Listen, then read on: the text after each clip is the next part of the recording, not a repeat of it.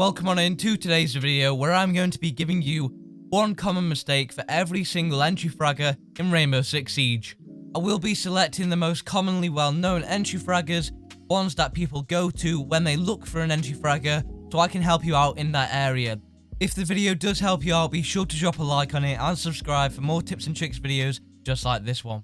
First of all, we are going to be starting off with Amaru, who is a really well-known entry fragger and is fantastic for gaining that early map control with her ability. Amaru's ability can very easily get you into that map control that you need if you specifically target an area that is going to help you form your push later on in that round and gain that map control early on, clear it out and start to dominate the game. However, one massive mistake players will make when doing this is they simply think that the ability is going to get them a free bit of map control with no consequences. However, it does not work like that.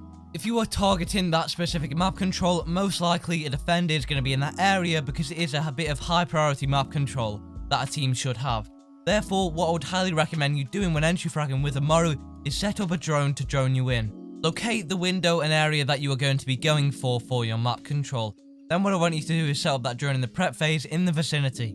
Your ability takes a few seconds to charge up before you can actually use it first, so therefore you're not going to have too much to do, which means when you get into that window you might have a little bit of downtime. In that downtime, quickly check on your drone.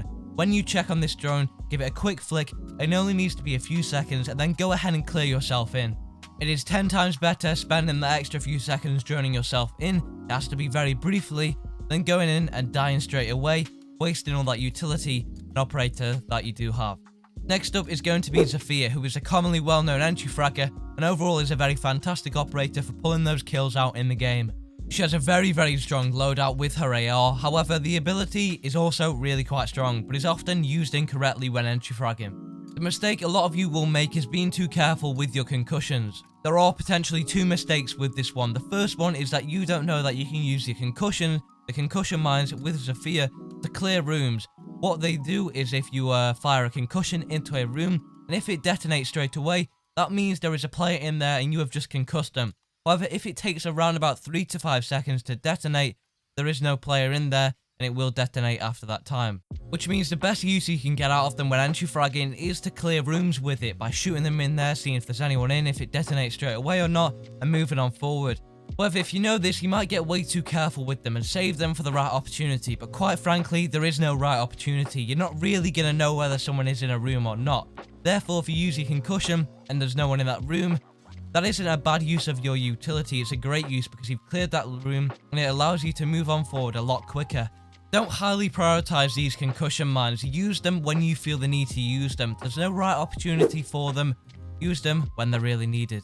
Next up is going to be Sledge, who can often be a fantastic entry fragger with his ability and overall gain a lot of early map control for you and use it to your advantage when you do have that map control. Sledge's ability does often get overlooked when using it as entry fragging because really it can be really useful to get you into the building very quickly.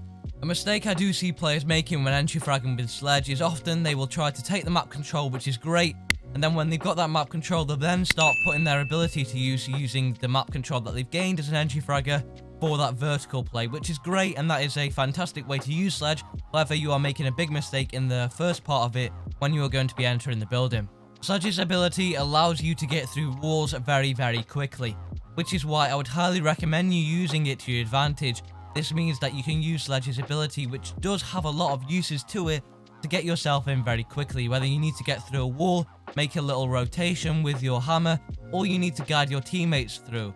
Whether you want to simply smash through them, go into the other place by yourself, or you want to do it and let your teammates go in through, it's very quick and easy to do, especially when you are going to be coordinating. This is something that I would highly recommend you to take advantage of. Use it to your advantage. Next up for the entry fragging mistakes are going to be for the operator Ash, who is probably one of the most well-known entry fraggers in Rainbow Six Siege. Often when you think of an Ash player entry fragging, you think of a sweaty Ash main coming through, using their breaching charges on the barricade to get through, then they come in, drop the hatch, and they're already in the objective in about 10 seconds into that round. However, this simply isn't the case, and often there are a lot of mistakes when players do follow this routine. A big one as Ash is making sure that you actually drone. It's very stereotypical for Ash players to not drone going through. If you want to be a good entry fragger with Ash, you need to drone. an effective Ashe player will drone. But more importantly, and probably the biggest mistake that you are going to be making, is using your breaching charges on the things that do not matter, such as barricades. That barricade might save you 1 to 2 seconds of time getting in using your breaching round on it. However, later on in the round, it's not going to be a good use at all. You need to use it on the things that aren't going to be accessible to you. A barricade, you can very easily melee your way through it. However, using a breaching round on it isn't effective. Save the breaching round for dropping hatches, save it for going through a wall, whatever it is, taking out utility, that's what you need to be saving it for. That is how a good entry fragger will use it. Next up is IQ, who is a fantastic entry fragger, and often players will neglect her ability when entry fragging because it might slow them down. When you are going to be entry fragging as IQ and you are trying to gain that map control early on and push forward, you need to stop neglecting her ability, because I know a lot of players, including me myself at times, just simply neglect that ability when it really can be quite useful for entry fragging and it doesn't require a lot of time. While you can play IQ in that more supportive orientated role, IQ entry fragging also requires her ability. You can use it very easily, essentially as a drone, to check if there are any traps. When you set up that drone by your entry point, you clear the room, it's ready to go in, quickly switch onto your ability, check the room for a Capcan trap, check the room for a Legion, goo mine, anything like that. It just has to be a simple switch on for 1 to 2 seconds to clear the room. It doesn't have to be a long process. Make sure you leave the barricade up to cover you when doing it, quickly scan for any traps, take them out, move on forward, and so on and so forth. That right there is how you use it. The next mistake you are making with the entry fragger book is going to be that you are not reforming the top map control, and you're not switching quick enough between his ability. When you gain that top map control after you've gone through the building, guiding your team through like you would with Sledge's ability, making the little holes to get through, making it a quicker and easier process, when you get that top map control, you're often not doing enough with it. Book's ability is very useful for reshaping the map. What you can do when you do have that top map control is using it to the point where you are essentially making it as easy as possible for your team to spot flanks and initiate that vertical play. Vertical play is a big one here. Making sure that you do it correctly is a massive priority, but also making sure that you reshape the map to the point where you can hold a longer angle onto a flank.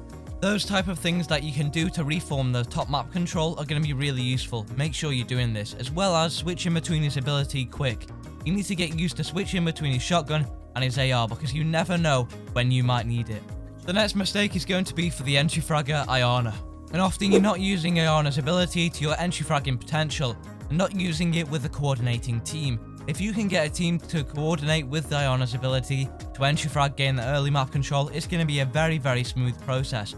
Getting a second teammate to come in for that refrag when the defender takes out a gadget, or simply using it to make quick pushes in, is what you need when coordinating with a team. You need them right by your side. If you can do this and get a team who's willing to try this out and help you out with it, you are going to be very, very strong when taking map control. If those common mistakes for those entry fraggers did help you out, be sure to drop a like on the video and subscribe for more tips and tricks videos just like this one. If you would like to look at ability mistakes for defenders that you might be making, I've covered a video on that, so be sure to check it out after. Remember, if you do have any questions, I stream on Twitch on Tuesdays and Thursdays. There will be a link down below in the description, so if you've got any, ask me them there. As always, thank you to the patrons for your incredible support, and have an amazing rest of your day. I'll catch you guys in the next one. Bye bye.